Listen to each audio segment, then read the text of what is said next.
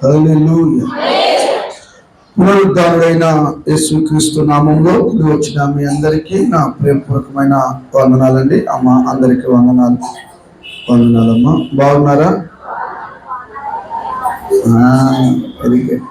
హల్లెలూయా. బాగానే గుర్తుపెట్టుకున్నారే. దేవుడు మిమ్మల్ని దీవించును గాక.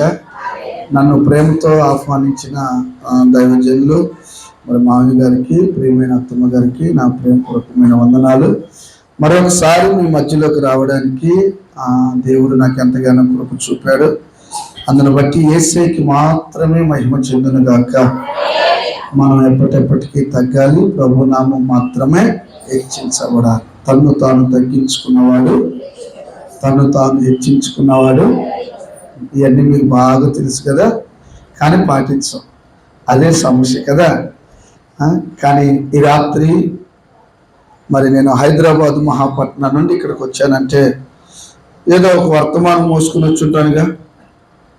మరి ఆ వర్తమానము మన జీవితంలో ప్రభు ఏం చేయాలంట? సౌండ్ పెట్టాను ఆయన, ఒక బాక్స్ కూడా పెట్టవేంటి? దేవునికి మహిమ కలుగును గాక. తడువు చేయక దేవుని వాక్యంలోకి వెళ్దాం. అమ్మా వెళ్దామా? ఎన్ని గంటలకి ఇడిచిపెట్టాలి? నాకు ఇక్కడికి వచ్చినప్పుడల్లా ఆశ్చర్యం ఏంటంటే 6:55 వరకు ఒకళ్ళు ఉండరు. 7-5 నిమిషాల కల్లా మందిరం ఫుల్ అవుతారు. 9-5 నిమిషాలకు ఒకరు కనపడు. ఇది వాళ్ళ ఆశ్చర్యాన్ని నాకు కలిగిస్తూ ఉంటారు. అమ్మా చాలా ఆసక్తి పడలేదు మీరు. దేవుడు దీవించును గాక. పరిశుద్ధ బైబిల్ గ్రంథములో నేటి వాక్య ధ్యానము కొరకై ఆది కాండము 1వ అధ్యాయము 28వ వాక్య భాగాన్ని చదవగా విందాం. దేవుడు వారిని ఆశీర్వదించెను. ఎట్లనగా మీరు ఫలించి అభివృద్ధి పొంది విస్తరించి ఈ భూమిని నిండించి ఆమె చెప్తామా? హల్లెలూయా, హల్లెలూయా. ప్రియమైన దేవుని ప్రజలారా, చదవబడిన ఈ వాక్య భాగములో పరలోకమందు ఉన్న దేవుడు 5 దినములు సూర్యుని, చంద్రుని, జలరాశులను సమస్తమును సృష్టిని చేసి 6వ దినమున మానవులను చేసి 7వ దినాన విశ్రాంతి పొందాడు. అంటే దేవుడు నిన్ను ఎంత ప్రేమిస్తున్నాడో ఈ రాత్రి నువ్వు గ్రహించాలని ప్రేమతో ఈ వాక్యాన్ని ముందుకు మోసుకొని వచ్చాను. ఆమె చెప్తామా? నిద్రపోయే వాళ్ళు ఆమె చెప్తామా? హల్లెలూయా, హల్లెలూయా, హల్లెలూయా. ప్రియమైన దేవుని ప్రజలారా, పరలోకమందున్న దేవుడు ఆయన నీ పట్ల ఎట్లా వ్యవహరిస్తాడంటే ఒక తండ్రిగా, ఒక స్నేహితుడిగా, ఒక తల్లిగా, ఒక అన్నగా నువ్వు ఎవరు చెబితే వింటావో అలా ఆయన మారిపోయి నీ దగ్గరికి వచ్చి నిన్ను ఓదారుస్తాడు. అయితే దేవుడు ఏం చేశాడు? ఒక ఏదేను తోటను తయారు చేసి ఆ తోటలో సమస్తాన్ని దేవుడు చేసి ఒక ఆదామును పెట్టి పక్కటెముకలో ఒక అవ్వను తీసి అమ్మా ఏం చేశాడు? ఒక కుటుంబాన్ని ఆ మహిమ కలిగిన తోటలో పెట్టాడు. ఎక్కడ పెట్టాడు? రోడ్డు పక్కన పెట్టాడా? ఊరు చివర పెట్టాడా? తోటలో మధ్యలో ఆ కుటుంబాన్ని పెట్టి, బాబు ఈ ఫలములన్నీ మీరు తినండి ఆయన, కానీ మంచి చెడులను తెలిపి ఆ వృక్షమును తినద్దు అని చెప్పి. ఈరోజు వాక్య సారాంశం ఏంటో తెలుసా ప్రియుడా? నీవు అన్ని విషయములలో వర్ధిల్లాలి. ఆమె చెప్పండి. అరే నాయన ఆమె చెప్పలేటమ్మా, ఆమె ఆమె అంటున్నారు. అమ్మా మందు తగ్గేంటి? రాను రాను రాను రాను రాజు గురువు గాడి పెట్టిందంట. అమ్మా వాక్యాలు విని విని విని మీకు కూడా బోధైపోయినట్టుంది. అయితే బైబిల్లో ఆమోస్ గ్రంథంలో రాయబడి ఉందమ్మా, ఒక కాలం రాబోతుంది, అది బహు భయంకరమైన కరువు కాలం. ఏంటి కరువు? ఇంతకీ ఆహారం లేక కాదు, దేవుడి వాక్యము దొరకకపోయే కాలం రాబోతుంది. బైబిల్ ముద్ర ఆఫ్ చేసేస్తారు, ఎక్కడ చూసినా హింసలు జరుగుతాయి.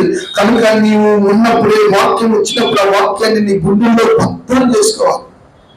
అమ్మా, ఆ బీరువా తాళాలు ఎక్కడ పెట్టి వచ్చారు? ఇంటి డాక్యుమెంట్లు ఎక్కడ పెట్టి వచ్చారు? వీటన్నిటిని బహు జాగ్రత్తగా కాపాడుకుంటూ ఉంటావు కదా. నీ భక్తి జీవితం అంతకంటే ఎక్కువగా కాపాడుకోవాలి. దేవుని కొరకు ప్రాణాలు తెగించి ప్రయాసపడి సంపాదిస్తావో దాని కొరకే నేను చంపేస్తా. చంపట్లేదా? నేరాలు ఘోరాలు జరగటం లేదా? నేను చెప్పాలనుకున్న వాక్య సందేశం గంటన్నరన్నా ఉంటుంది. నాకేమో 9:30 విడిచిపెట్టమన్నారు. ఈ బస్సు పోయిన నాకు సంబంధం లేదు కదా, మీరు నన్ను అడగొద్దు. కానీ దేవుడు తీసుకొచ్చిన దాన్ని మనం వినాలి. నువ్వు అనుకున్నట్టుగా జరిగితే అది బోధ కాదు. పరిశుద్ధాత్మ నడిపింపులో నడిపించబడితేనే అది పరిపూర్ణ చింత. ఓరి ఆమె చెప్పు. ఏంటి అక్కలారా ఆమె చెప్పలేదు? ఆమె అంటే ఏమనుకున్నారు? నీ ఆస్తి నాకు వచ్చిన గాక, వెళ్ళేటప్పుడు బస్తాలు బస్తాలు దస్తావేజులు తీసుకొని వెళుతును గాక. మరి ఆమెనంటే అవును గాక, అలా చదువును గాక అని అర్థం. హల్లెలూయా, హల్లెలూయా, హల్లెలూయా. ప్రియమైన దేవుని ప్రజలారా, లోకములో, పాపములో, శాపములో, దరిద్ర స్థితిలో నువ్వు ఉన్నప్పుడు వెతికి వెంటాడి అమూల్యమైన రక్తంతో దేవుడు నిన్ను కడిగి శుద్ధి చేసి క్రీస్తు శరీరమైన సంఘములో నిన్ను నాటాడు. ఒక మొక్కగా, ఒక వృక్షంగా నాటాడు. ఇప్పుడు నువ్వు ఏమవ్వాలో తెలుసా? మహావృక్షముగా వృద్ధి చెందాలి. చిన్నోడు నీ కడుపును పుట్టిన పిల్లలు రోజు రోజు ఎదగకపోతే తల్లి ఏమనుకుంటుంది? అమ్మా, వీడికి ఏదో జబ్బున్నట్టుంది, డాక్టర్ చూపించాలి బాబు, తిన్నది అరగట్లేదేమో అనుకుంటుంది. మరి ప్రభుత్వం నమ్ముకొని 20 ఏళ్ళు అవుతుంది, 25 ఏళ్ళు అవుతుంది. సీట్ కొరకు కొట్టుకుంటావు, పాట కొరకు కొట్టుకుంటావు, అమ్మా పదవుల కొరకు కొట్టుకుంటూ ఉంటావు కదా. మరి ఏ రోజైనా భక్తులు నేను ఎదగాలని పోరాడేవా? అమ్మా, అలాంటి వాంఛంగా నా 18వ ఏట నేను ప్రభుని నమ్ముకోవాలని హైకోర్టు ఒక చెట్టు దగ్గర పొలమని ఏడుస్తుంటే నన్ను ప్రభులోకి నడిపించిన అన్నగారు షాక్ అయిపోయాడు. ఈ యవ్వన వయసులో ఏంటి ఈ యొక్క కుర్రవాడి ఆక్రాంతలు ఏంటి? ప్రియమైన దేవుని బిడ్డలారా, జాగ్రత్తగా నా మాటలు కాసేపు దృష్టి నిలిపి ఆలోచించండి. దేవుని ఉద్దేశం ఏంటో తెలుసా? నువ్వు వర్ధిల్లాలని. దేవుని ఉద్దేశం ఏంటో తెలుసా? నువ్వు ఆశీర్వాదకరంగా ఉండాలని. దేవుని ఉద్దేశం ఏంటో తెలుసా? నీ వెళ్ళిన ప్రతి చోట జరుగు కలగాలని. ఆమె చెప్పండి. హల్లెలూయా. ఏం కలగాలని? నువ్వు కీడులో పడాలని, కాలు పోవాలని, నాశనం అయిపోవాలని తండ్రి కోరుకుంటారా? అదే నీ పక్కింటామైతే, నీ ఎదురింటామైతే, నీకు ప్రాణ స్నేహితురాలు నమ్ముతున్నావే, నీ వాట్సాప్ స్కాన్ చేసి నేను ఎప్పుడో గూగుల్లో నీకు ఇచ్చిందిగా. దేవుడు కోరుకుంటుంది ఏంటో తెలుసా? నువ్వు అన్ని విషయంలో వర్తిల్లాలి. ఎక్కడ వేసిన గొంగలు అక్కడే. ఆత్మీయ జీవితంలో ఫలింపు లేదు, కుటుంబంలో ఫలింపు లేదు, పిల్లల విషయంలో ఫలింపు లేదు. జీవించుచున్నావన్న పేరు ఉంది కానీ మృతులుగా ఉన్నాం. ఈ రాత్రి నా దేవుడు మిమ్మల్ని వర్తిల్లింపచేయును గాక. హల్లెలూయా. చదవండి ఒక మాట. యోహాను సువార్తమానము 15వ అధ్యాయము 8వ వాక్య భాగమును చదవగలిందాం. కాస్త త్వరగా చదివి సహాయం చేయడమా? సమయం లేదు కనుక త్వరగా నేను ముగించేస్తాను. యోహాను సువార్తమానము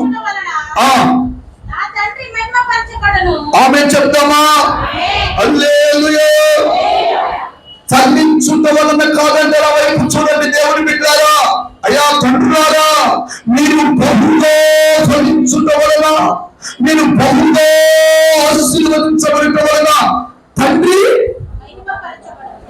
ఆనందపడతాడు. నువ్వు వాస్తవం చెప్పు, నువ్వు వర్ధిల్లుతుంటే నీ ఫ్రెండ్ ఓర్చుకుంటాడా?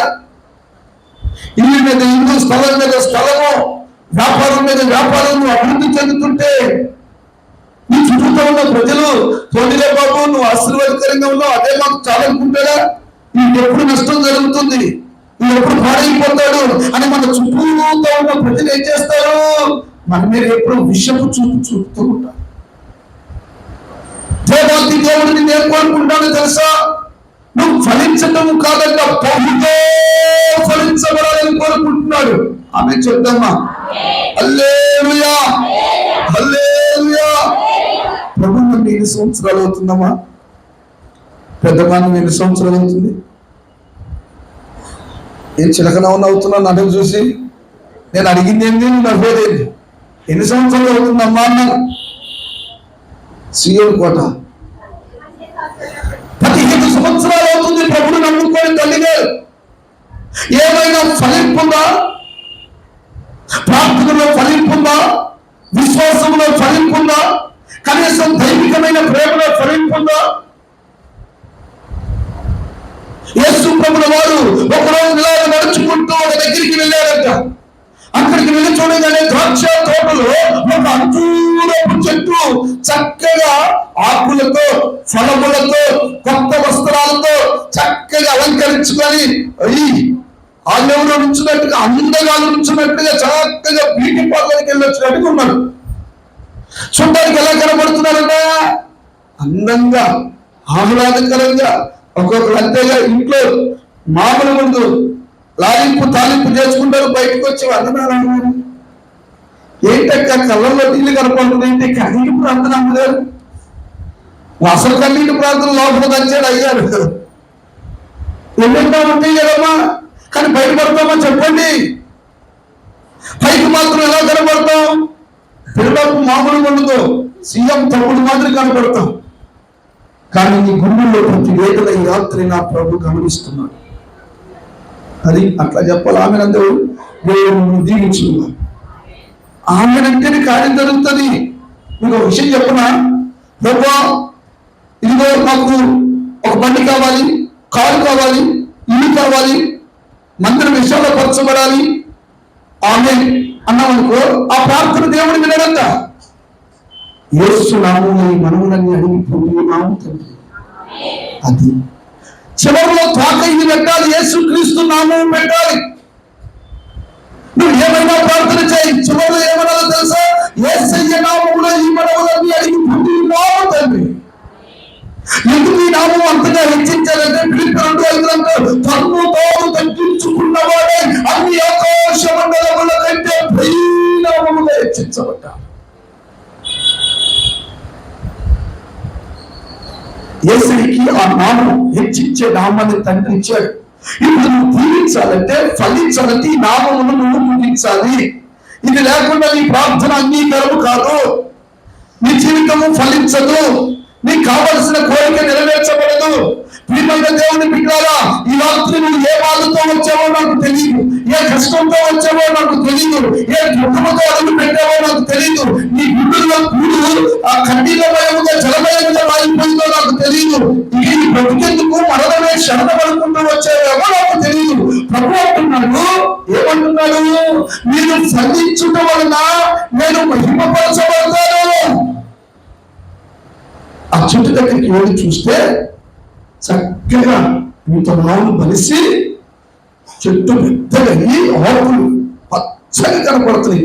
ఆహా, ఈ తల్లి దగ్గరికి వెళ్తే ఫలాలు దొరుకుతాయేమో, ఈ తండ్రి దగ్గరికి వెళ్తే ఫలాలు దొరుకుతాయేమో, ఈ తల్లి చూడు ఎంత చక్కగా ఉందో, ఏమో భక్తి పరులేమో అని యేసయ్య అక్కడికి వెళ్ళి చూస్తే ఏం కనపడట్లేదు.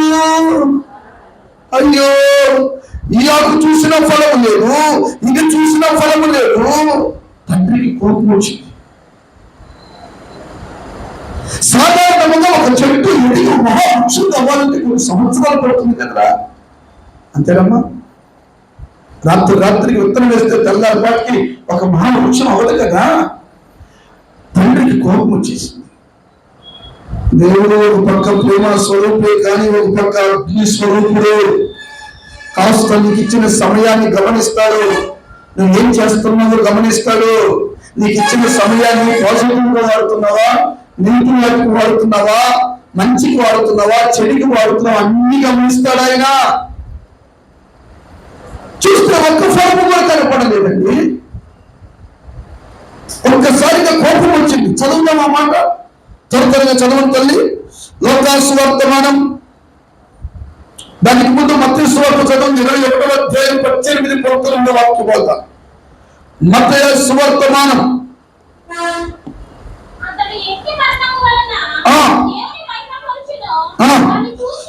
మత్తయి సువార్త 21వ అధ్యాయము 18, 19 వాక్య భాగములు. ఓ కొట్టుకోవద్దు, మనందరం ఒక కుటుంబం. చదవండి.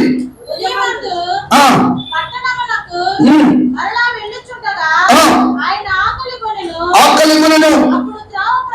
త్రోవ పక్కన ఒక అంజూరపు చెట్టును చూచి రాగా ఆకులు తప్ప మరేమీ కనబడలేదు కదా. దానిని చూచి ఇక మీదట ఎన్నటికి హల్లెలూయా అయ్యో అయ్యో అయ్యో అని పరిగెత్తుకుంటూ వచ్చాడు సంఘ కాపరి. తోటవాడి పరిగెత్తుకుంటూ వచ్చాడు. ఓ నాయనా తండ్రి, నువ్వు శపిస్తూ మేము ఏమైపోతావు నాయనా? 1 సంవత్సరం కలిగి నాయనా, 6 నెలలు కలిగి నాయనా, నేను వెలించలుతాను, నీళ్ళు పోస్తాను, దాన్ని కాపు కాస్తాను, దాన్ని దేనికి చెప్పునైనా ఫలింపు చేస్తాను. నో, ఇన్ని సంవత్సరాలు ఏం చేస్తున్నావు నీ భక్తి జీవితంలో? ప్రభువు నమ్ముకొని 15 ఏళ్ళు అవుతుంది, 10 ఏళ్ళు అవుతుంది, 20 ఏళ్ళు అవుతుంది, 15 సంవత్సరాలు అవుతుంది, 7 సంవత్సరాలు అవుతుంది. కనీసం ప్రార్థన చేయడం రాదేంటి? ఒక అధ్యాయం బైబిల్ చదువుతూ రాదేంటి? నీ జీవితంలో ఫలాలు ఉండవా? యేసు ప్రభు దగ్గరికి ఎందుకు వచ్చావు? నిత్య జీవానికి వెళ్ళడానికి వచ్చావా? జగన్ వచ్చావా? లేకపోతే అప్పులు తిరిగిపోయాను, అప్పుడుతో వాటితో యేసు ప్రభుతో పోలిస్తే దేవుడి దగ్గరికి రావాల్సిన అవసరం లేదు. పాడు పని చేసి ఆడే మనిషి కూడా రోజుకి 5,000 సంపాదిస్తుంది ఈ రోజుల్లో.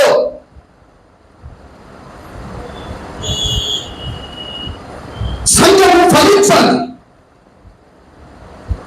వ్యక్తిగతంగా నీవే ఒక సంఘం కనుక ఆత్మలు ఫలించాలి, ఫలములతో ఉండాలి. నీ పిల్లలు ఎలా ఉండాలి తెలుసురా? పచ్చగా ఉండాలి. నీ భర్త ఎలా ఉండాలి? దీవెనకరంగా ఉండాలి. నువ్వెలా ఉండాలి? ఆశీర్వాదకరంగా ఉండాలి. నీ కుటుంబాన్ని చూసిన ప్రజలు ఏమనుకోవాలి? ఆహా, ఈ యెహోవా చేత ఆశీర్వదించబడిన కుటుంబం ఉంది, వీరి పిల్లలు భక్తి పరులండి, ఈ కుటుంబం ఫలాలు కలిగిన కుటుంబం అండి, 20 ఏళ్ళ నుంచి మేము ఎదుగుతాము. వాళ్ళు ఎంతో భక్తి కలిగిన పిల్లలండి. ఈ రోజున క్రైస్తవ్యంలో భ్రష్టత్వం ఎక్కువైపోయింది.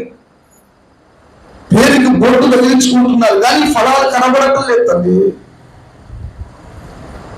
పాలిష్ కొట్టి వాక్యాలు చెప్పే కాలం పోయింది. ఇప్పుడు పాస్టర్ లేపే అవతల పడేస్తున్నాడు దేవుడు. అవుట్ దేని కథం దుకాణం బంద్. బ్రతికిన 10 రోజులైనా ఫలములతో మనందరం బ్రతుకుదాము గాక. ఆమె చెప్తామా? హల్లెలూయా. శక్తి వేరున్న కొండల ఉంది, నరికేస్తా. తోటమాలి అంటున్నాడు, నేను దండం పెడతాను నాయన, కాస్త గర్వి నాయన, ఈసారి ఒక అవకాశమే నాయన. ఎందుకు దేవుడు నిన్ను ప్రేమించి మరొక అవకాశాన్ని దేవుడి ఆత్మకి ఇచ్చాడు. ఆమె చెప్పండి. హల్లెలూయా, హల్లెలూయా. నువ్వు ఫలించాలంటే, అభివృద్ధి చెందాలంటే, విస్తరించాలంటే నువ్వు ఏం చేయాలి? ముచ్చటగా 3-4 మాటలు చెప్పి నా వర్తమానాన్ని నేను ముగిస్తాను. ఆమె చెప్పండి. హల్లెలూయా. ఏపీ పాస్టర్ గారు ఊరికి ఆమె చెప్పండి అంటున్నారు. ఆస్ట్రేలియా గారు బాధపడిపోతున్నారు. ఆమె చెప్పండి అమ్మా. హల్లెలూయా. నాకు తెలిసి తను ఒక ఆమె ఉంది. ఆమె ఎంత కన్నీటి ప్రార్థన పర్వాలంటే కనీసం రోజుకు 2 గంటలు 3 గంటలు ప్రార్థన చేస్తుంది. ఆమె ప్రార్థన కనుక మనం వింటే మనం ఏడుపు చేస్తాం. కానీ వీధిలోకి వెళితే మాత్రం సాక్ష్యం. వీధి పట్టే దగ్గరికి వెళ్తే మాత్రం సాక్ష్యం. ఇలాంటి సాక్ష్యములు కలిగి కనుక నీవు నేను భక్తి చేస్తే ఫలిస్తామమ్మా. ఈ రాత్రి ఒక అవకాశాన్ని దేవుడు నీకు కల్పించాడు. నువ్వు ఎలా బ్రతకాలో, ఎలాగ ఉంటే నువ్వు ఫలిస్తావో దేవుడు మీ అందరితో మాట్లాడుగాక. 92వ కీర్తన 11వ వాక్య భాగమును చదవగా విందాం. మందిరంలో నాటబడిన వారై దేవుని ఆవరణంలో ఆమె చెప్తావా? హల్లెలూయా. మహావృక్షం, నీవు ఒక వృక్షాన్ని, నువ్వు ఒక చెట్టువి. నువ్వు ఫలించాలంటే, అభివృద్ధి చెందాలంటే నువ్వు మొదటి ఏం చేయాలన్నా? దేవుని మందిరములో అమ్మ ఏం చేయాలి? స్థిరపరచబడాలి, నాటబడాలి. ఈ రోజున మేలు జరిగితే మందిరానికి వచ్చే వాళ్ళు ఉన్నారు, కానీ కీడు జరిగితే వచ్చేవాళ్ళు ఉన్నారా?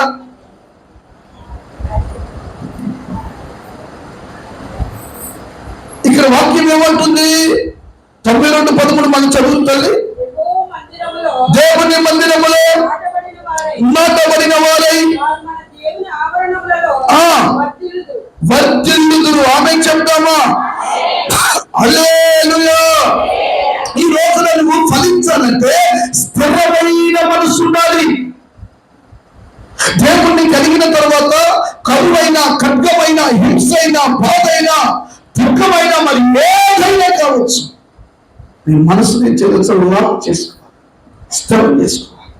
లేదు, నా దేవుడు నన్ను ఆశీర్వదిస్తాడు, నా దేవుడు నన్ను దీవిస్తాడు, నా దేవుడు అన్యాయం చేయడం చేత కాదు ఆయనకి.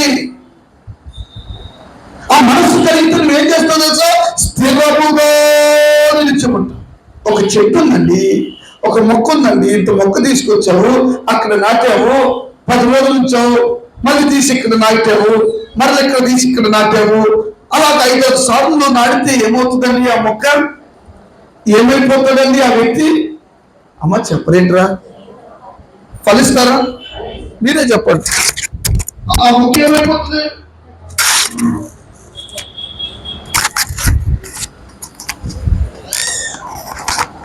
ఆ మొక్క ఏమైపోతుందమ్మా?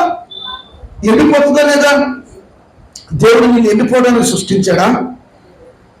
అమ్మా, దేవుడు నేను ఎండిపోవడానికి సృష్టించాడా? నేను నాశనం చేయడానికి మందిరానికి నడిపించాడా? ఎందుకు తీసుకొచ్చాడు? నువ్వు ఫలించాలని ఉద్దేశించాడు. ఫలములు కలిగి నీ కుటుంబమే దీవెనకరంగా ఉండాలని కాదు, నీ చుట్టూ ప్రజలు నీ ద్వారా ఆశీర్వాదకరంగా ఉండాలని తండ్రి కోరుకుంటున్నాడు. ఆమె చెప్తామా? దావీదు ఏమన్నాడు? నా గిన్నె నిండి పొంగి పొరుగింది. నిండినన్నాడా? పొంగిందన్నాడా? పొరుగుతుంది. నా ఆశీర్వాదం నా కుటుంబానికే కాదు, నా చుట్టూ ప్రజలందరికీ నేను పెట్టేవాడిగా, వెదజల్లేవాడిగా ఉండాలి. ఈ రోజున మన చేతులు ఇలా లేవు, ఇలాగే అయిపోతున్నాయి. మరి వాళ్ళకి ఎన్ని సాక్ష్యాలు చెప్తాం? మా దేవుడు వీరుడు, సూర్యుడు, ఆకాశాలు తెరిచిన వాడు, అగ్నిని తెచ్చిన వాడు. అమ్మా, అర్థమవుతుందా? నువ్వు స్థిరంగా నాటబడాలి, సమయంలో నాటబడాలి. స్థిరంగా లేని చెట్టు ఏమైపోతుందంటే వెళ్ళిపోతుంది. అదే 15 ఏమంటుంది తెలుసా? ఫలింపని ప్రతి చెట్టు పెరిగి అవతల పడేస్తుంది, అది ఎండిపోతుంది. ఎండిపోతే పెరిగి పనికి వస్తుంది, పదవి పెట్టడానికి తప్ప. అమ్మా అవునయ్య, అందుకోసమే మేము తెలుగులోకి వచ్చాం. కులాలను విడిచి, మతాలను విడిచి, ఆ బంధువులు సంస్థలను విడిచిపెట్టి నాకు దేవుడు కావాలి వచ్చాం. వచ్చి నువ్వు ఎండిపోతే అది దైవ చిత్తమా? పాడైపోతే మందిరానికి వెళ్ళి వాడు ఏం బాగుపడ్డారా అని సమాజాన్ని నిలదీస్తున్నారు కదా. దేవుడు దేవుడు దేవుడు దేవుడు అనుకున్నావే, మరి ఆ ఫలింపేది? నువ్వు ఫలాలు కలిగి ఉండాలంటే నీ మనసును ఏం చేసుకోవాలి? స్థిరం చేసుకోవాలి. ఒక సంఘంలో నాటబడాలి. నాటబడితే నువ్వు ఏమవుతుందో తెలుసా? మహా వృక్షముగా మార్చబడి ఉన్నాక. హల్లెలూయా, హల్లెలూయా. కీర్తన 78:9 నుంచి మనం మాత్రం చదువుతాము.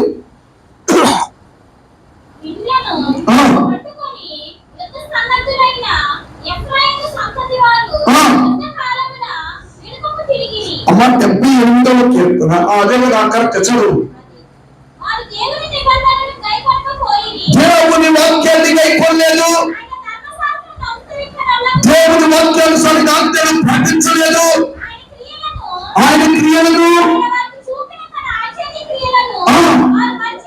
ఆశ్చర్య కార్యాలు నా దేవుడి కుటుంబంలో ఎన్నెన్నో లెక్కలేని కార్యాలు దేవుడు చేసినాడు. వాటన్నిటిని ఈ రోజు నువ్వు ఏమైపోయావు తెలుసా? మరించిపోయావు.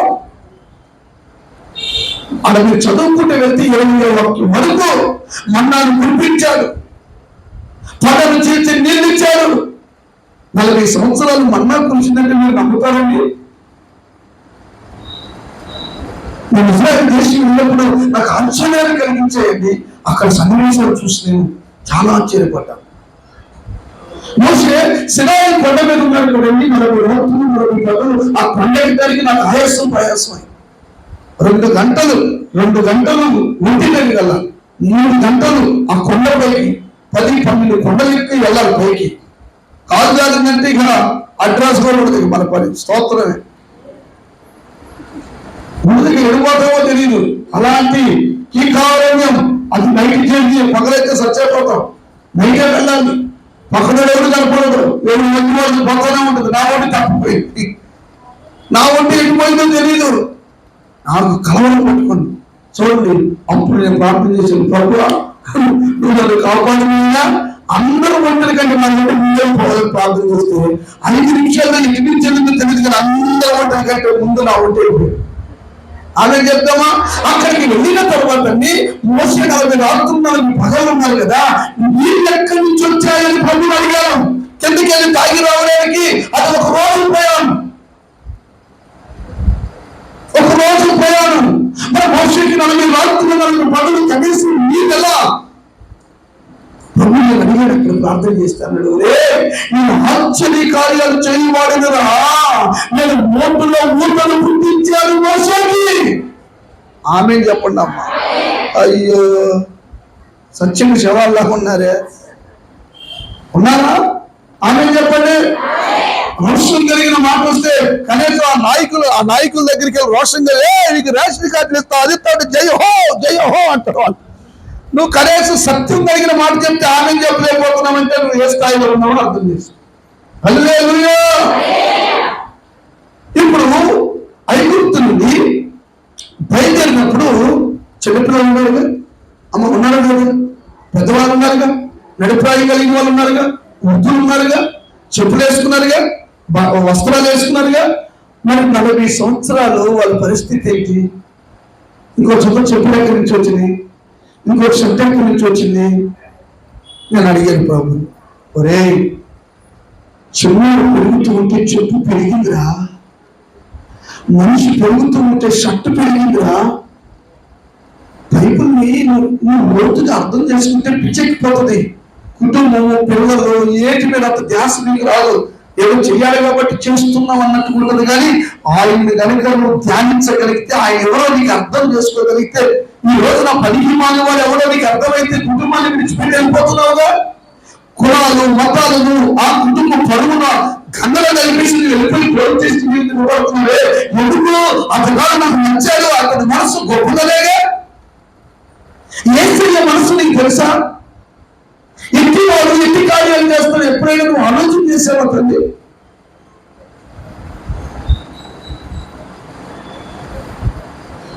ఆశ్చర్య కార్యాలు చేస్తే ఇశ్రాయేలు ప్రజలు మరిచిపోయారు, ధర్మశాస్త్రాన్ని పక్కకు తోసేశారు.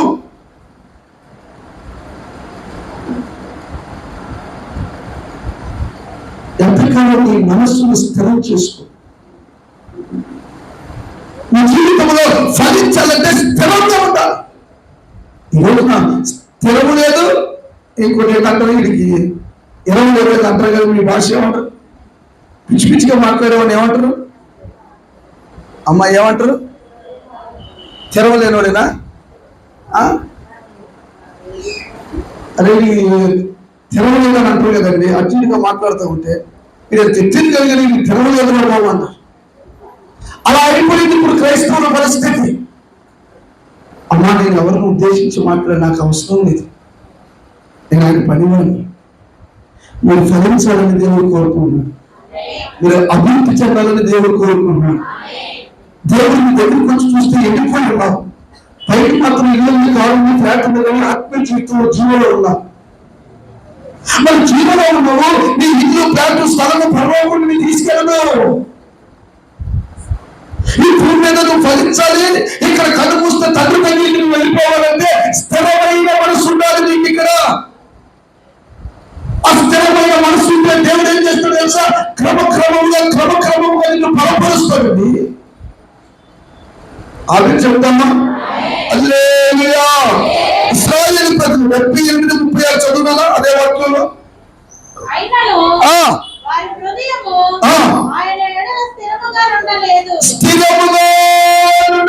స్థిరపడలేని చెట్టు, స్థిరపడలేని వ్యక్తి దీవించబడతారండి. అమ్మా చెప్పండి,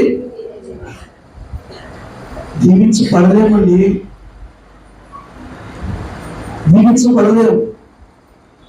ఫలం ఉండదు, సమాధానం ఉండదు, ఆశీర్వాదం ఉండదు, కుటుంబంలో గొడవలు, పిల్లలు తల్లిదండ్రుల మాట వినరు, తల్లిదండ్రులు భార్యాభర్తల్లో సమాధానం ఐక్యత ఉండదు.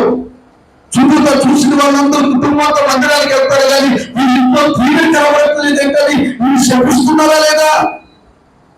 అన్నిటికీ అవకాశాలు ఇస్తున్నావా లేదా? స్థిరమైన మనసు నూతనంగా కలుగునుగా.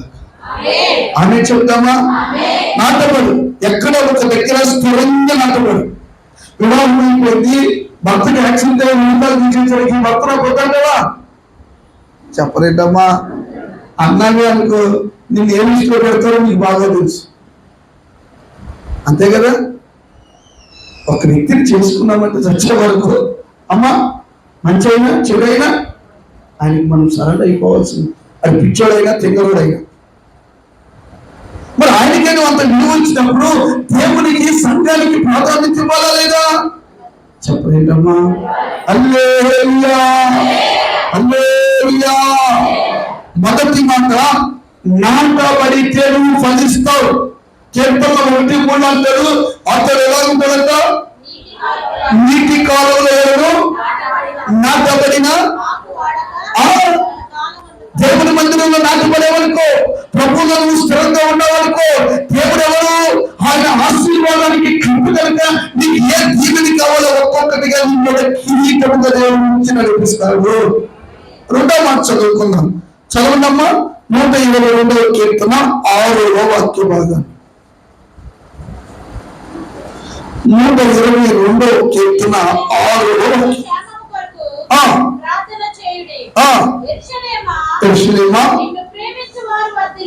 ఆమె చెప్తామా? హల్లెలూయా. రెండవదిగా నువ్వు ఫలించాలి అని అంటే ఏం చేయాలంటమ్మా? ఎవరిని? ఆయనంటే నాకు ఇష్టం, ఆయనంటే నాకు ఇష్టం. అసలు ఒక్క దినం 3 దినాలు అనుకుంటున్నాను చూడకపోతే. మరి ఇల్లు బాక్స్ లో పెడతాడు.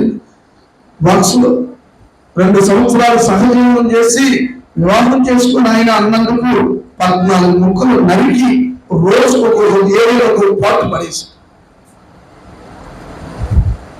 కలికాలం అండి, ఘోరంగా ఉంది. ఎవరిని నమ్మరు, పరిస్థితులు బాగోలేదు. నీకు కలిగిన దేవుడిని సంఘాన్ని గట్టిగా పట్టుకో, ఆ స్థలంలో ఫలించు, అనేకులకు దీవుని కలిగ దేవుడు చేయగాక. హల్లెలూయా.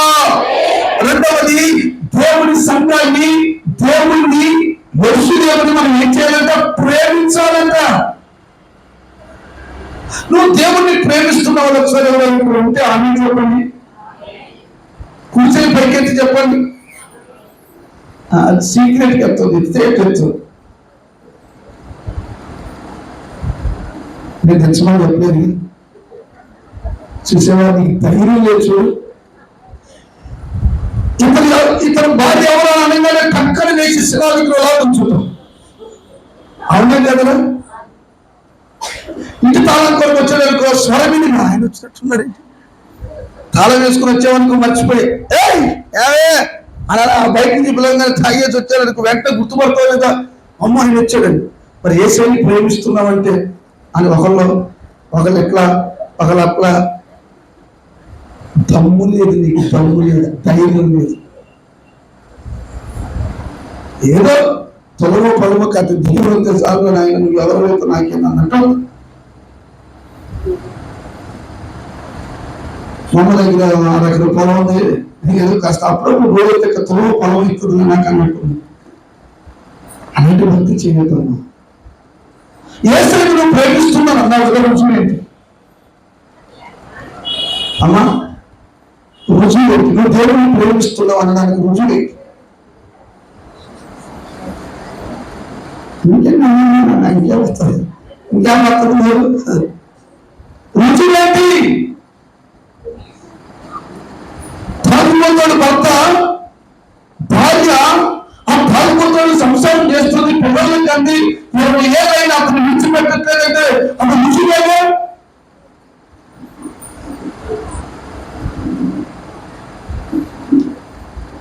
మరి ఇప్పుడు దేవుడిని ప్రేమిస్తున్నావు అనడానికి రుజువే. ఏదో ఒక క్రియ చేయాలిగా. పాపాత్మురాలు, మీరు నమ్మినా నమ్మకపోయినా బైబిల్ చెప్తున్నా నాకు సత్యం, దేవుణ్ణి నమ్మిన వారంతా నిత్య నరకానికి వెళ్ళిపోతున్నారట. ఎక్కువ శాతం యేసయ్య కూడా అదే దుఃఖపడతాడు. తూర్పు నుండి, దక్షిణ నుండి, పడమటి నుండి, ఉత్తరం నుండి అన్ని జనాంగాలు వచ్చి మారు మనసు పొంది బాప్టిజం తీసుకుంటే అబ్రహాము ఇస్సాకుల యొక్క సంతాన వారసత్వం మాట విని ఎక్కడికి వెళ్ళిపోతున్నారు? మండించు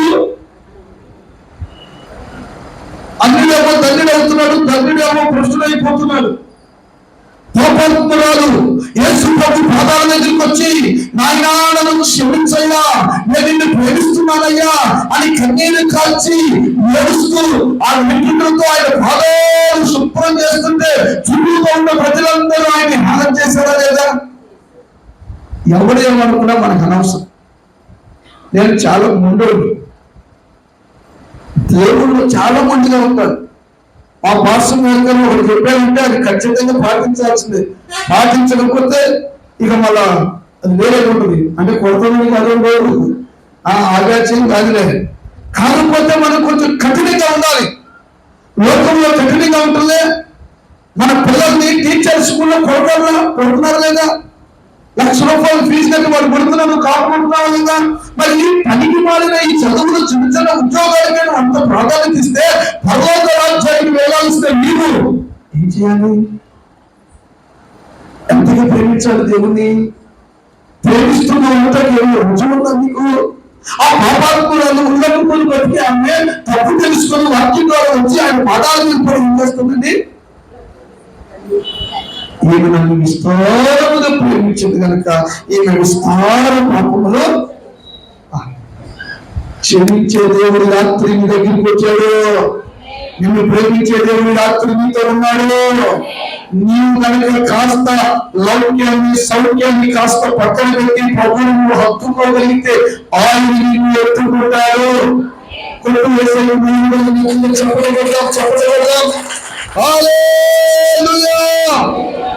మనందరికి తెలిసి కదా మూల పురుషుడైన అబ్రహాము గారు దేవుణ్ణి ఎంతగా ప్రేమించారంటే ఒక అన్ని కుటుంబం నుంచి పట్టబడ్డాడు. వాళ్ళ పూర్వీకులందరూ ఏం చేసేవాళ్ళమ్మా? బొమ్మలు అమ్ముకునేవాళ్ళు. చిన్న ఇది సమయోచితంగా చెప్పాలి. ఎక్కడైనా మన వాక్యం ఎవరికైనా స్వార్థ చెప్పేటప్పుడు కూడా జ్ఞానంగా చెప్పాలి. ఆవేశంతో చెప్పకూడదు, ఉద్రేకంతో చెప్పకూడదు. వాళ్ళు నిన్ను ద్వేషిస్తూ తట్టుకోలేవు. మళ్ళా వాళ్ళు నేను ఏమనుకుని ఉండాలంటే ప్రేమతో చెప్పాలి. వింటలేదనుకో మెల్లి విడిచిపెట్టాను. ఏదో ఒక సమయం వస్తుంది, నీ దగ్గరికి ఆమె పరిగేసుకుంటూ వస్తుంది. రాదు నీకు అంత ఊరుకుండదు. కొండ వెంటగానే ఉడకాల నోట్లోకి వెళ్ళాలా, ఆరిపోవాలి, కలిగి గోడ వేసుకుని నిద్రపోవాలి. నువ్వు అనుకున్నట్టు జరగదు కదా, జరుగుతుందమ్మా. అబ్రహాము దేవుణ్ణి ఎంత ప్రేమించాడో చూడండి. ఒక్క పిలుపుతో సమస్తాన్ని విడిచిపెట్టి దేవుని దగ్గరికి వచ్చాడు. అన్ని కులాలను మతాలను విడిచిపెట్టి వచ్చాడు. వచ్చిన తర్వాత ఏం జరిగింది? ఒకసారి మనం కూడా అంతే, ప్రారంభంలో భక్తిగా ఉంటాం, కొన్ని రోజులు భక్తి తగ్గిపోతుందా లేదా? కొంచెం ఏదైనా ఆశీర్వాదం కానీ, వ్యాపారం అభివృద్ధి చెందంగానే, ఇంకో స్థలం మీద స్థలం 5 పట్టంటే, పిల్లలకు ఉద్యోగాలు ఇస్తే, కాస్త ఆస్తి పంపకాలు ఉంటే, కాస్త చేతి నిండా సొమ్ము అనుకోండి, కాస్త మన విధానం ఏంటి అంటాం. చెట్టుకాయలు ఏడుకున్న సంగతి దొరకలేదు మీకు. అలా ఉండకూడదు మనం. అమ్మ ఎప్పుడు ఒకలాగే ఉండాలి. అబ్రహాము కుమారుడు పుట్టిన తర్వాత ఏం చేశాడు? కొంచెం బలిపీఠం కట్టడం మానేశాడు. కొంచెం దేవుని అశ్రద్ధ చేస్తున్నట్టుగా కనిపించారు. పర్వతమందుల దేవుడు తట్టుకోలేక అబ్రహాము నీవెక్కడైన కుమారుని తీసుకుని పోయి పర్వతం మీదకి బలి అర్పించు, నేను కుమారుని ఇస్తానని చెప్పాడు. ఆ కుమారుడు ద్వారా ఇసుక రేణువుల సంతానం అభివృద్ధి చెందుతుందని చెప్పాడు లేదా? మరి నీ ప్రవచనాలు ఆ వాగ్దానాలు ఉంటే మన కుమారుని పదార్పించమంటే నువ్వు ఇస్తావా? అమ్మా నేను ఇస్తాను. ఇవ్వలేరు. సైతాన్ని పట్టింది ముసలాడానికి కన్నులను ముద్దార్పులు పట్టేసావు. శారం ఏమంటది? ఇచ్చిన దేవుడు ఎందుకు తీసుకుంటాడు? తప్పు నీకేదో ముద్దార్పులు చిన్న పని చేయలేదని చెప్తాడు. అందుకని శారమ్మకి చెప్పలేదు. తెల్లవారుతూ ఉండగా చూడండి, అంటే ఎంత రాత్రంత ఆతృతతో ఉన్నాడు దేవుడిని ప్రేమించేవాడు కనుక. ఆతృతతో ఉండాలండి మనము దేవుడిని ప్రేమించాలి. నీ క్రియలు నీ విధానం తెలిసిపోతుంది. అమ్మా అర్థమైందా? పదవాడిని తీసుకున్నాడు, గాడిదని తీసుకున్నాడు, నిపుణుని తీసుకున్నాడు, కత్తిని తీసుకున్నాడు, విశాఖను తీసుకున్నాడు. ఎవరికి చెప్పకుండా వెళ్తూనే ఉన్నారు. వెళుతూ ఉన్నప్పుడు అబ్రహాము అడుగుతున్నాడు ఇస్సాకు, నాయనా నింపుంది, కత్తుంది, పరీక్షించడానికి గొర్రెపిల్ల ఎక్కడుంది? చోటుకి వెళ్ళి ఎక్కి ఏడ్చుకుంటా. హాస్టల్లో పిల్లల్ని వదిలిపెట్టి వచ్చేటప్పుడు పొడవు నేర్పుతాం. పెళ్లి చేసుకుని పిల్లలు ఊరికి పంపిస్తుంటే పక్కనే మన ఎత్తకి మన ఎవరో షాక్ మీద ఎత్తి పెట్టాడు. పొలవని ఏడ్చేస్తున్నా తల్లి పిల్లలు వెళ్తుంటే ఎందుకు ఏంటి ఎదురుండే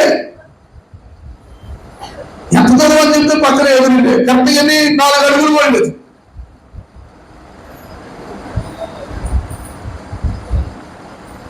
అబ్రహాము ఇంకెంత ఏడవాలి? ఒక్కడే కుమారుడు అవసరాల కాలంలో పుట్టాడు. దేవుడిని ప్రేమిస్తున్నాడు కనుక దేవుడు అడిగాడు, నేను ఇవ్వాలంటే వాడు మాట్లాడకుండా. ఎన్ని రోజులు ప్రయాణం అని చెప్పాను? ఎందుకు 3 రోజులు ప్రయాణం పెట్టామో తెలుసా? ఇప్పుడు తీసుకుని తిరిగి మనం రోడ్డు దాటనే మర్చిపోతాం. మరి 3 రోజులకి ఆ ఉద్యోగం ఉంటుందా? ఆ మాట ఉంటుందా? అమ్మ ఏదైనా పేడకాళ్ళలాగుండి సైకిల్ వయసులో అనుకుంటాం. నా ఎక్కడ కదలకున్నాడు. అబ్రాహాము స్థలం కలిగిన వాడు కదా. తీసుకుని వెళ్ళాడు. కుమారుడితోనే బలిపీఠం కట్టించాడు. పనులు అనుకుంటున్నారు, నాయనా మేము కూడా పైకి వస్తాం, వద్దు బలి అర్పించి తిరిగి వస్తాం. ఏం ఫెయిత్నెస్ అండి అబ్రహాముది, ఏం ఫెయిత్ఫుల్. ఈరోజు నీకు ఆ విశ్వాసము లేదు, ఆ ప్రేమ లేదు, ఆ త్యాగము లేదు, ఆ సమర్పణ లేదు, ఆ వైరాగ్యము లేదు, ఆ భక్తి లేదు. నువ్వు ఇలాగే ఫలిస్తావు. చెట్టు వేరు పొందుకోవటం ఎప్పుడు వేస్తాడో తెలియదు. వేసాడే అనుకో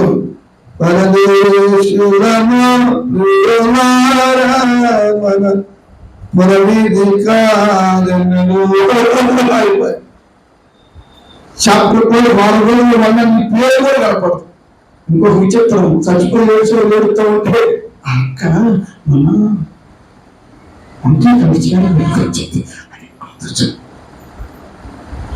పట్టి చెప్పుకుంటే ఎవరు స్వార్థం వాడిది కదా. ఇలాంటి తుచ్చమైన జీవితంలో నువ్వు దేవుడిని ప్రేమిస్తావా, లోకాన్ని ప్రేమిస్తావా? నీ ఉద్యోగాన్ని అధికంగా ప్రేమిస్తావా, నీ పిల్లల్ని అధికంగా ప్రేమిస్తావా, అన్నిటికంటే ఎక్కువగా నువ్వు దేవుడిని ప్రేమిస్తావా? ఎవరు ప్రేమిస్తారమ్మా? మాకు తెలుసులయ్యా, నువ్వు చెప్పేది అనుకుంటున్నా. తీసుకెళ్లి బలిపీఠాన్ని కట్టారు. ఆ బలిపీఠం కట్టిన తర్వాత ఇస్సాకు అప్పుడు వయసు ఎంత? బైబిల్ పండితుల అభిప్రాయం 35 నుంచి 40 సంవత్సరాల మధ్యలో ఉంటారట. అంటే అంత వయసు కలిగిన వారు అబ్రహామును ఒక్కసారి ఎక్కడుంటాడు? కింద పడతాడు. ఆ పర్వతం ఏం చిన్నది కాదు, చాలా ఎత్తైన పర్వతం. ఆ పర్వతం నేను ఎక్కాను. అదే పర్వతం మీద యేసు ప్రభువు వారిని సిరి వేశారు. ఆమేన్ చెప్తామా? హల్లెలూయా. హల్లెలూయా. చూడండి, కట్టెలు పెట్టినప్పుడు మాట్లాడలేదు, పరుపు కట్టినప్పుడు మాట్లాడలేదు, కత్తి తీసినప్పుడు మాట్లాడలేదు, కత్తి ఎత్తినప్పుడు మాట్లాడలేదు. అంటే దేవుడు నీ ఆఖరి క్షణం వరకు నీ మైండ్ సెట్ ఏంటా అనేది గుర్తిస్తాడు. ఉపవాసం అన్నాక ఈరోజు ఉపవాసం ఉన్నా 3 రోజులు సైతం చెప్తుంది కానీ ఉపవాసం ఉన్న రోజు 4 సార్లు పెట్టు. ఇంకొక వారం వరాటుగా ఇంకొక వారం మామూలుగా ఇడిగేది లేదు, 2 కోట్లే. ఆ ఉపవాసం 10 మందికి పాటలు ఎక్కువైపోయి 4 సార్లు పెట్టు.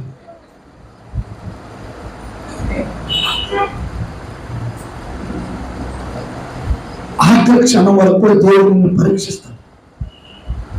అబ్రహాం ఎక్కడ రాజీ పడలేదు, కత్తి తీసుకున్నాడు, ఎత్తాడు, ఏమవుతుంది దేవుడే కలవరపడ్డాడు. అబ్రహామును ఆ భక్తిని చూసి, ఆ ప్రేమను చూసి దేవుడు గడగడగడగలన్నాడు, అబ్రహాము 2 సార్లు అన్నాడు. ఇప్పుడు నేను అన్నాను అనుకోండి, మీరు నన్ను ఆసక్తిగా చూస్తున్నారు. నీ పేరేటక్క? అక్క సత్యనక్క, బాగా వచ్చింది, నీ భక్తులు బాగా వచ్చింది అన్నాడు.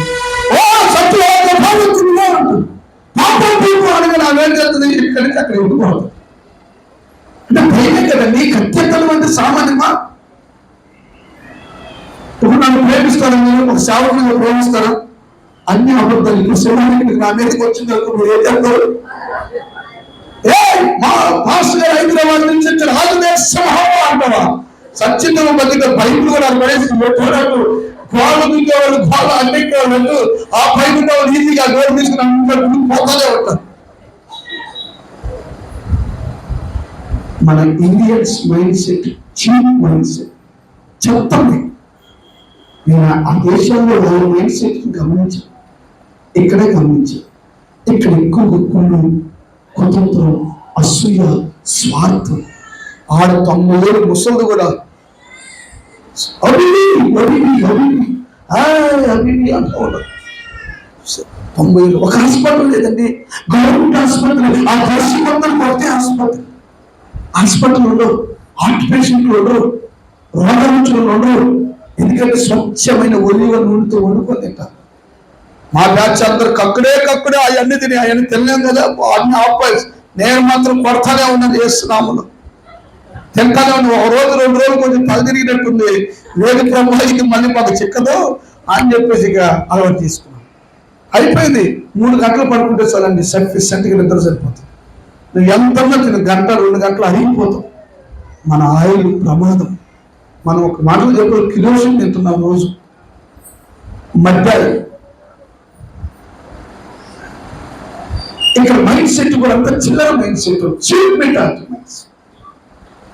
నీ ఆలోచన చిల్లరగా ఉంది, నీ పని చిల్లరగానే ఉంటుంది, నువ్వు ఆలోచించే విధానం చిల్లరగా ఉంటుంది. అన్ని చీపుగా ఆలోచిస్తావు. నీ దేవుడు ఉన్నతమైన వాడమ్మా.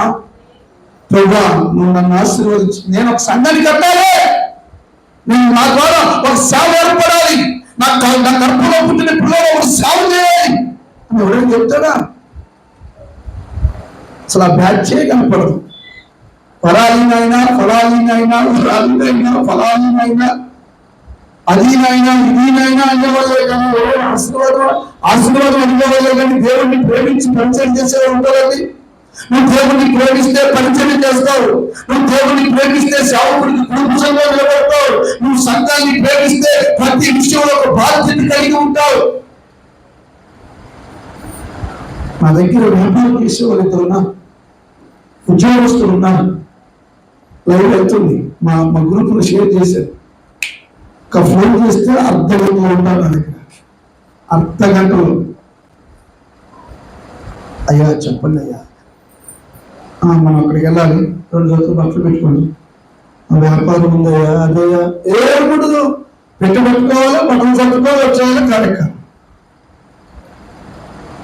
అర్థమైందమ్మా? ప్రేమించాలి రా దేవుని. నీ పిల్లలు ప్రేమించుకున్నావుగా, నీకు క్షేమాభివృద్ధి కలిగి చేసిన ప్రేమించావు. వారానికి ఒకసారి నీకు సినిమా చూపిస్తున్నావు, అయినా ప్రేమిస్తున్నావుగా. తుచ్చమైన వాటికే నువ్వు అంత ప్రాధాన్యత ఇచ్చావు. దేవుడికి ఎందుకు ఉంటున్నాను అడుగుతున్నాను రాత్రి. ఎందుకు అడుగుతున్నానో తెలుసా? నువ్వు కుటుంబం వర్ధిల్లాలని తండ్రి రాత్రి కోరుకుంటున్నాడు. ఎంతకాలం ఫలము లేని చెట్టుగా ఉంటావు, ఎండిపోయిన చెట్టుగా ఉంటావు. ఇంకా అప్పులు, రోగాలు, సమస్యలతో ఇదేనా నీ జీవితం? ఇంకా ఫలింపువా? ఆ ఫలాలు కలిగి అనేకులకు సత్యాన్ని చెప్పవా? నీ ద్వారా కొంతమంది సాగుకు లేపబడాలి, నీ ద్వారా సంఘం కట్టబడాలి, నీ పిల్లల ద్వారా పరిచర్య విస్తరించబడాలి. ఎక్కడ జరుగుతున్నాయండి కార్యాలయం? ఎవరి స్వార్థం అదైపోయింది. అబ్రహాము కత్తెత్తితే దేవుడు కలవడంటాడు, అబ్రహామా ఇందును బట్టి నువ్వు దేవుణ్ణి ప్రేమించువాడు అని భయపడవాడు అని నేను ఎరుగుతున్నాను. ఆకాశ నక్షత్రముల వలె నీ సంతానాన్ని నేను ఆశీర్వదిస్తాను.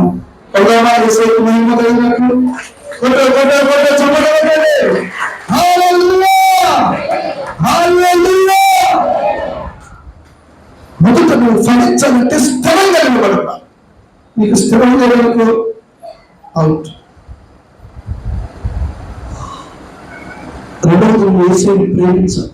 ఆ పాపను ప్రేమించండి. నువ్వు నీ బలహీనతలు ఉన్న దేవుడిని ప్రేమిస్తే న్యాయాధిపతుల గ్రంథంలో చక్కటి మాట ఉంటుంది. ఆయనను ప్రేమించేవాడు బలముతో ఉదయించు సూర్యుని వలె ప్రకాశిస్తాడు. ఈ మాట నాకు బాగా ఇష్టం. అలాగే ఒక సంవత్సరం నాకు వాగ్దానం వచ్చింది, అది 2023 అనుకుంటాను. ఇక్కడ వాక్యం చెప్పడానికి వచ్చాను. అనుకుంటున్నా ఎవరో తెలియదు. ఆ తల్లి వాగ్దానం ఇచ్చారు నాకు. ఇంటికి వెళ్ళి ప్రార్థన చేసి తీస్తే అదే వాగ్దానం నా హృదయం ఉప్పొంది. ఆమె చెప్ప మొక్కలు చపాతి మొక్కలు నవ్వుతూ ఉండరేటమ్మా. పక్కన అంశాలు మీకు వందనాలు చెప్పండి. ఆయన చెప్పరు, కక్షలో ఉన్నాయిలే, ఉన్నాయిలే, పాత కక్షలు ఉన్నాయిలే. హల్లెలూయా, హల్లెలూయా, హల్లెలూయా. మొదట నువ్వు ఫలించాలంటే స్థిరముగా ఉండాలి. రెండవది నువ్వు ఫలించాలంటే దేవుణ్ణి ప్రేమించాలి. ప్రేమిస్తున్నామన్న రుజువు ఏమైనా ఉందా?